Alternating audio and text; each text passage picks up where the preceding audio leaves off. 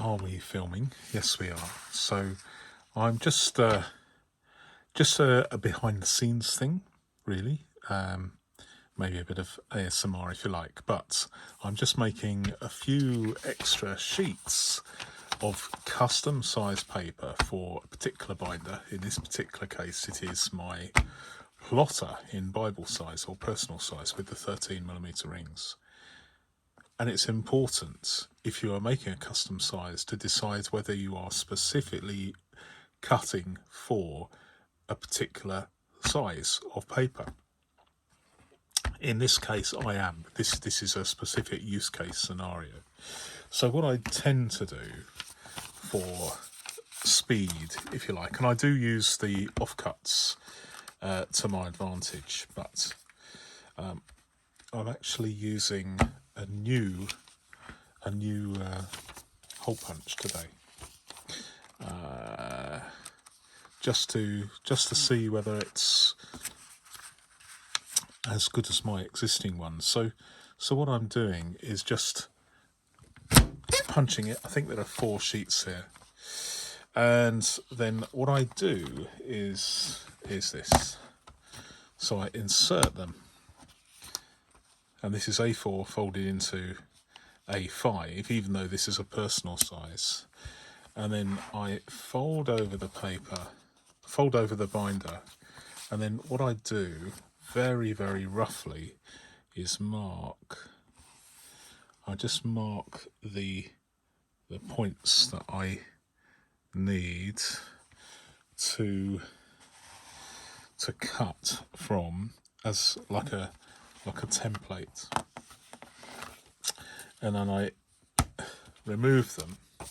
I sometimes do quite a lot of batches, but in this particular case I'm not going to do that, so I'm just going to do it like this. So first of all I cut this way, in this direction first, and I'm keeping all the paper together because it's still in folded A4 format, and it's not, I'm never one of these people that actually are specific with the measurements, but here's the bits where I have to just hold it and not let go.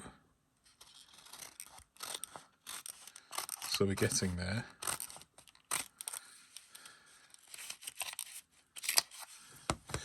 And so we keep this bit here. This is the key why I don't fold them, because this forms the paper for another project, which all will be revealed. But I end up with these sheets, and as you know, I tend to scrunch them up, making sure that they are not together. Do some more, and the reason I scrunch them up is for the very reason you've just seen. I don't want them to stick together. It's a very idiosyncratic I'll say that again, idiosyncratic thing I do, but I know some of you do as well, so I'm not the only one that does this. And so I have this paper and I will fit it into the binder, as well as refitting the pieces I've taken out. So I've just taken them out for the purposes of demonstration.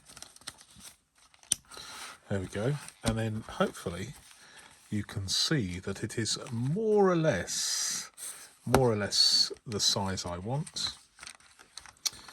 And there we go. It's good enough. It is good enough. And you know, this is what I do, and this paper is for something else. So I don't actually waste the paper at all. I used to cut. I used to measure it out carefully. 3 personal size sheets out of 1 sheet of A4. But that caused an element of paper wastage, because the offcuts were too small to really do anything with. But this method that I've just demonstrated, where you fold it over but do not cut, it enables me to keep these pieces which are eminently usable. So I'm very, very pleased with that. Other than, of course, these pieces. And to be honest, I know what you're going to say. You're going to say, well, why don't you measure it precisely so you only have to cut along the top and you have a piece that wide? Well, I could do, but I don't, because I'm just being lazy, I guess. But it is a good point if you're going to mention it. So there we go. So I think there are 8 sheets there, aren't there? And that's going to be enough for the next 24 hours or so. Maybe I need to cut more, but I tend to limit it to 8 sheets because if I'm using one of these, which are these Rapesco ones, they cost less than £10. I found them very, very good. I've had 2 or 3 of these, and none of them. I've not had one that's worn out. I did have one that broke because I'll spare you the story, but 2 of these I took it apart because one of them was stuck, and then I lost one of the springs, and then could I find it? I don't know where it is. It's somewhere in the house. But I have one of these in here, in the studio, and one of them in my kitchen as well, because I use the kitchen table to do a lot of stuff, paperwork and that. So these are very, very useful. I've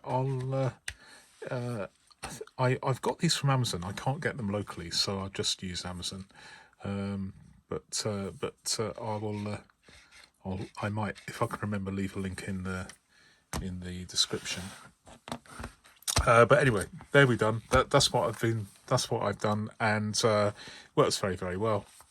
Very, very pleased with it.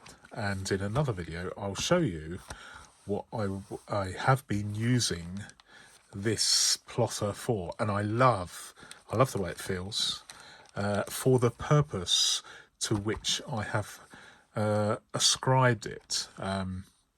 Yeah, I really like it. But anyway, thanks very much for watching. Until my next video, goodbye.